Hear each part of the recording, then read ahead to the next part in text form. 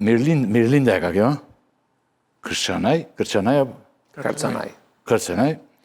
ishtë drejtues e Aksit, u shfaq një intervistë televizike, gjërësishme, në zonjën Duma, ku paka shumë u ala fajin të tjerve.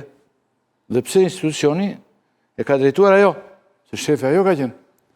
Shmendoni për këtë intervistë dhe ato i këta Kërçanaj. Ti pas të edhe analistët. Doli ajo aty, tha, foli, e zonja Krida e gjitha, dhe bëri këtë. Përgjithësia mbetet e saja, shkurt kaq. Mbetet e saj, to. Ajo është titullarja, nuk ndron asgjë. Për te detajt që ngatëron periudhën në cilën është dosja e SPAK-ut, ku është nëndetoresh Ava Delibashi, nuk është më Daniel Shima.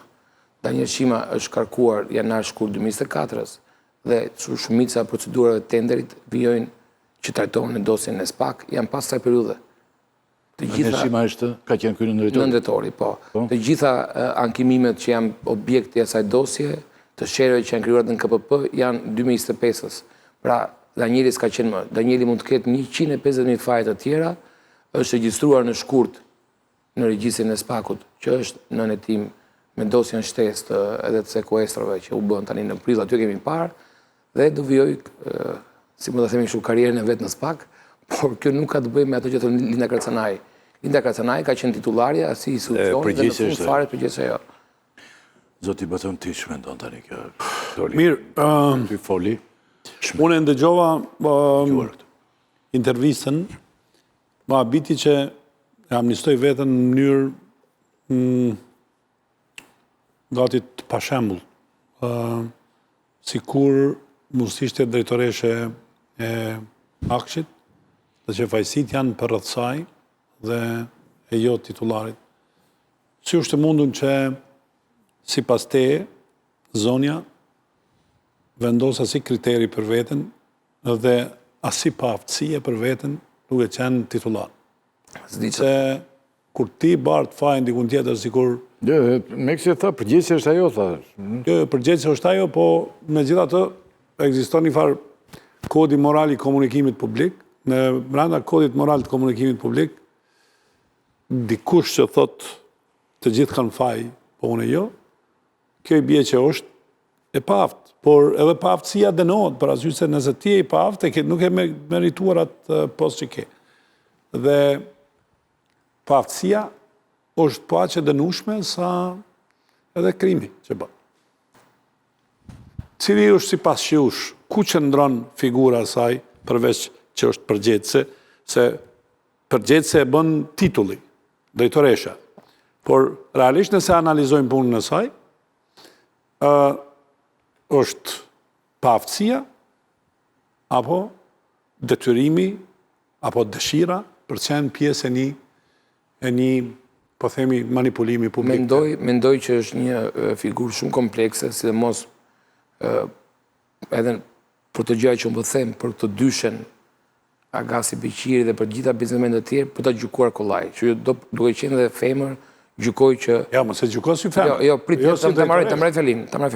Gjykoj që do ishte mirë mos i venim epitetet se shumë komplekse.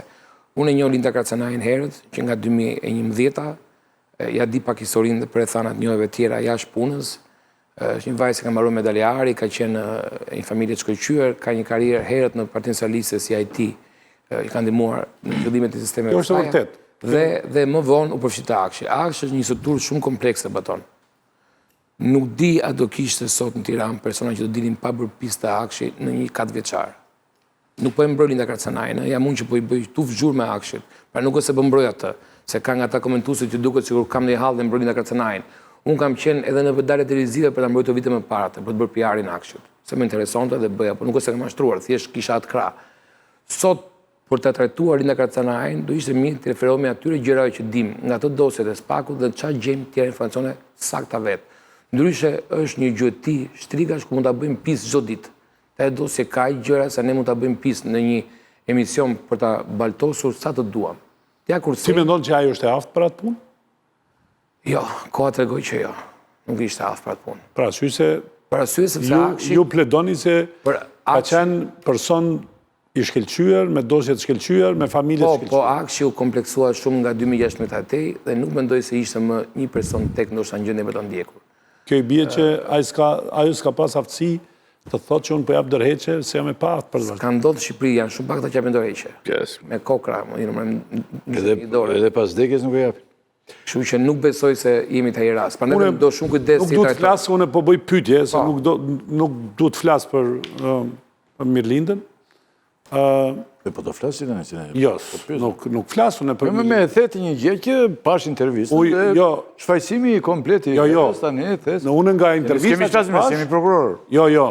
Unë thash nga shfaqësimi është mënyra më e keqe për realisht për ta ofenduar veten. E marrë pandeur ajo. Për ta ofenduar veten, jo. Ndoshta nuk ka çfarë bën. Unë e kuptoj shfaqësimin kur je i pafajshëm. Por shfaqësimi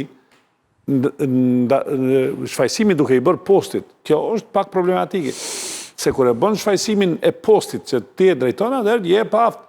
Dhe këtu është problemi. Edhe pse të gjithë njerëzit me të cilët kam fol për të, kanë thënë që është personi me ndërgjegje të lartë. Qartë. Ndërkaq intervista që është zhvilluar.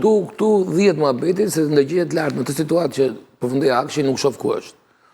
Kështu që prandaj them mos i hyjmë se varet si do e shohim. Ajo ka lejuar shumë gabime të bëna aty. A ka qenë kushtozuar apo puna e saj? Nuk arriti dot kur. Edhe tani medaljen e fundit për mendimin tim nuk janë bërë ndër vetes. Besoj se Leksi kushëzimi nuk është fjalë që e shfaqson dikë. Nëse ti e pranon kushëzimin, atëherë fajësia është e menjëhershme. Përveç nëse nuk zbulohesh. Dhe ky shfaqësim nuk vlen. Fjala kushëzim nuk shkon për një drejtues.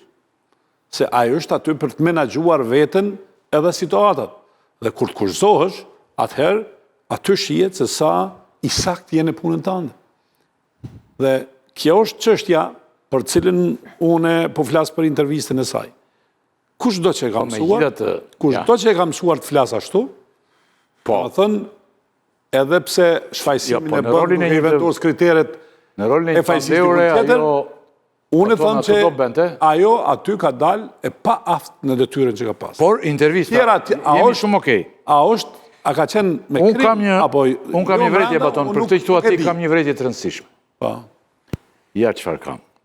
Intervista që zhvilloi Duma, u kritikua gjithësisht si shpëlarje ndaj Kërçanajt në disa media. Dhe në fakt, duke që ishte një gjë e tillë.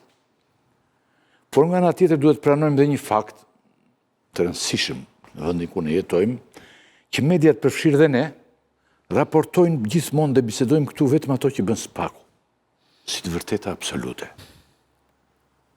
Tani, edhe Kërçanaj ka të drejtë të thotë versionin e saj. Natyrisht.